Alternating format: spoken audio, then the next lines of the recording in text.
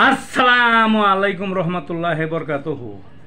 তে বন্ধুগণ, আশা করি আল্লাহ পাকের রহমতে সকলেই সহি সালামত আছেন। তে কবি গাজী এক্কাশালী ইউটিউব চ্যানেল 017140885009 এর পক্ষ থেকে আপনাদের সকলের প্রতি রইল একান্ত আন্তরিক শুভেচ্ছা ভালোবাসা।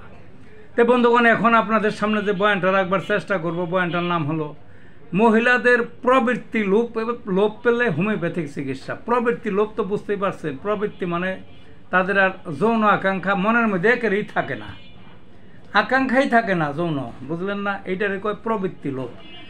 আমি তিনটা মাদারের ওষুধ কথা বলবো। এই তিনটার প্রত্যেকটার 10 ফোঁটা করে অল্প একটু পানির মধ্যে দিনে 3 বার খাওয়াবেন।